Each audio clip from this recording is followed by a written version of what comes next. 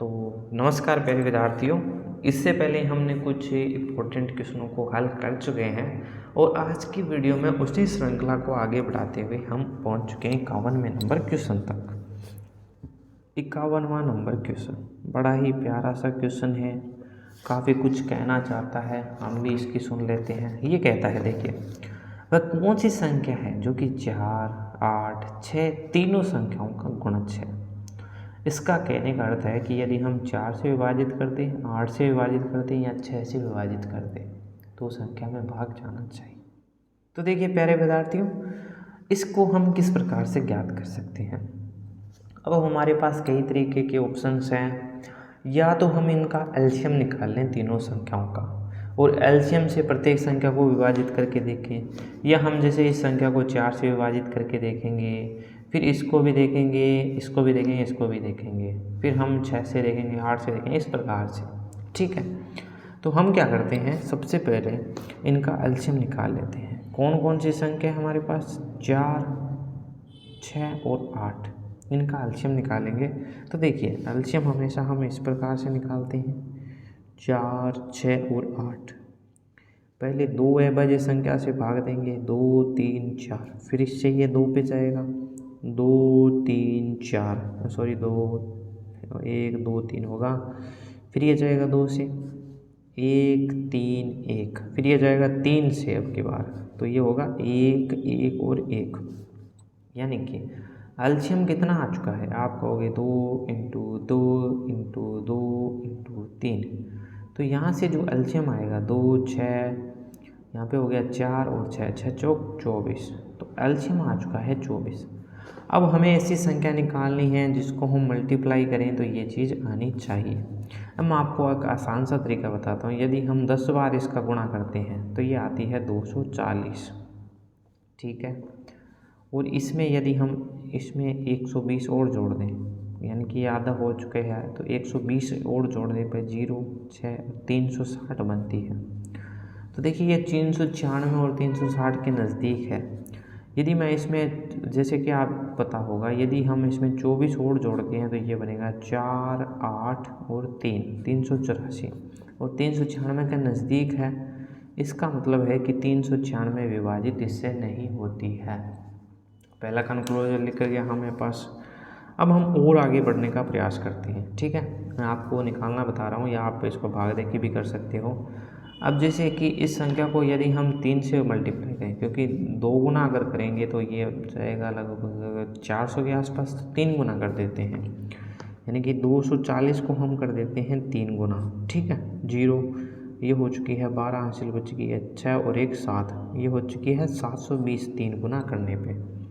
अब हम इसमें से 24 को घटा लेते हैं, क्योंकि वो संख्या जाएगी ना, यहाँ पे बचेगा 6, फिर यहाँ से लेगी 9 और 6, 696 आपको ऑप्शन के अंदर मिली और आपने इसको टिक कर दिया। अब या तो आप इस प्रकार से इसको कर सकते थे, या आप क्या करते, पहले इस संख्या को 24 से विभाजित करते, फिर इसको करते, फिर इसको करते। बिल्कुल कोई सा भी तरीका आप लगा सकते हो, आपके पास बहुत सारे तरीके होते हैं लगाने के लिए। नेक्स्ट सवाल देखिए, अगला सवाल क्या कहना चाहता है हमसे। ये कहना चाहता है, क्या कह रहा है, कुछ भी तो कह रहा है, कुछ तो कह रहा है भाई। ये कह रहा है कि आपको क्या करना है कि बड़ी से बड़ी संख्या जो कि 270 तथा 426 को भाग देने पर प्रत्येक अवस्था में 6 शेष फल बचा के देती है। यानी कि हम क्या करेंगे, सबसे पहले इसमें हमारे पास एचसीएफ निकालना पड़ेगा। ऐसे कैसे में हम एचसीएफ निकालते हैं और 6 बचा के भी देना है। तो सबसे पहले आप क्या कीजिए, 270 माइनस 6 कर दीजिए, 264 बच गए। 426 माइनस 6 कर दीजिए, 420 बच गए, और इसका हम निकालेंगे में से, यानी कि एचसीएफ अब निकाल दीजिए इन संख्याओं का, वही हमारे पास आंसर हो जाएगा। किस प्रकार से निकालेंगे, तो देखिए 264 को हमने बाहर लिख दिया और अंदर लिख दिया हमने 420 को।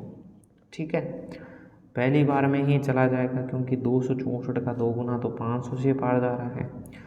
यहाँ पे बचेगा 6, क्योंकि मैं आपको पहले ही बता चुका हूँ, इसको हम 410 प्लस 10 लिख सकते हैं। अब यहाँ पे 1 बच चुका है, फिर से यहाँ से लेंगे, यानी कि 390 प्लस 9 20 10 300। ठीक है, फिर यहाँ पे बचेगा कितना, ये बचेगा ना, यहाँ पे 1 बचा है 5 और यहाँ से बचेगा 156।